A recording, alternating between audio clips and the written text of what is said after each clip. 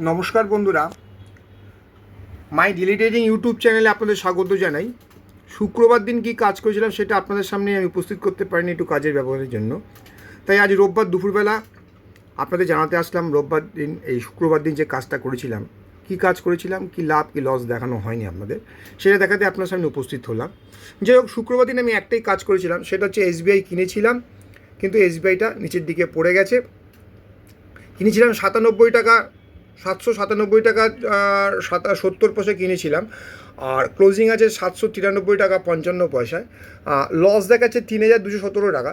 এবারে আমি যখনই বলি যে ফিউচার ট্রেডিং বেসিক্যালি যতটা ওভারনাইট পজিশান রাখা উচিত কম, আমি সবসময় বলি, কিন্তু এদিনকে পজিশানটা আমি হোল্ড করেছি, তার কারণটা আমি জানাই। এটা এডুকেশনাল পারপাসের জন্যই আমি এটা বলা অ্যাকচুয়ালি।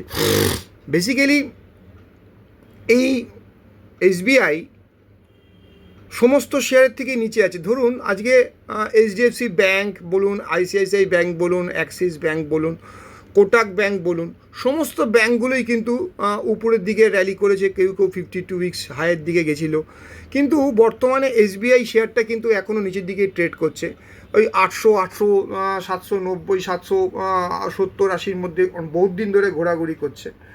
তাই আমি এক্সপেক্ট করছি এই শেয়ারটার দাম বাড়া উচিত। যদি এরা বাড়ে তাহলে এও বাড়া উচিত, মার্কেটকে সাপোর্ট দেওয়ার জন্য একে বাড়ানো উচিত।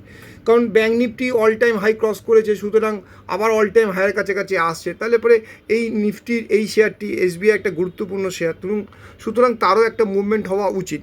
কিন্তু এর জন্য আমার স্টপ লস আছে, আমি এটা স্টপ লস রেখে দিয়েছি 700, ফিউচার না, এটা ক্যাশ প্রাইস ধরে বলবো, 775 টাকা স্টপ লস আছে। আমি 797 টাকায় কিনেছি, ঠিক কথা।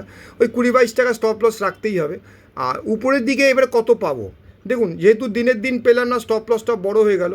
যতটা স্টপ লস হতো ততটাই উপরে দেওয়ার চেষ্টা করবো। যদি এটা 790 থেকে ঘুরে গিয়ে 800-এ চলে যায়, তাহলে মোটামুটি 5-6 টাকা পেলে পরে আমি বেঁচে দেবো। কিন্তু দেখতে হবে কিন্তু আমাকে 775 টাকা পর্যন্ত। এবারে বলবেন দাদা তাহলে কেন আপনি 10 টাকা স্টপ লস বা 20 টাকা স্টপ লস দিয়ে 20 টাকা উপরে দিয়ে দেখবেন? একদম ঠিক কথা। কিন্তু দেখুন, যারা এটা ক্যাশ মার্কেটের ক্ষেত্রে হয়, কিন্তু ফিউচার মার্কেটের ক্ষেত্রে কোয়ান্টিটিটা প্রচুর বেশি থাকে, 750 কোয়ান্টিটিতে কাজ হয়ে থাকে। সুতরাং কম ক্যাশ মার্কেটে কিনলে আমি এটা চিন্তা করতাম না, যেহেতু ফিউচার মার্কেটে কেনা আছে, আর সামনের সপ্তাহে বোধহয় 24 তারিখ বোধহয় এক্সপায়ারি হয়ে যাবে। সুতরাং তার মধ্যে একে কভার আপ করে বেরিয়ে যাওয়া উচিত। তাই জন্য একে আমি এখনও হোল্ড করেছি।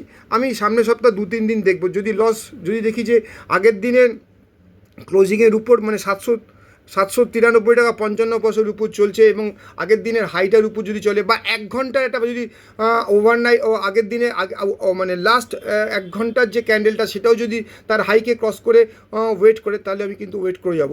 কিন্তু যদি দেখি যে কালকের লোটা ভেঙে গিয়ে নিচের লোতে কাজ করছে, তাহলে আমি হয়তো এরকম হতে পারে 791-92-তে আমি স্টপ লস খাইয়ে কেটে বেরিয়ে যেতে পারি।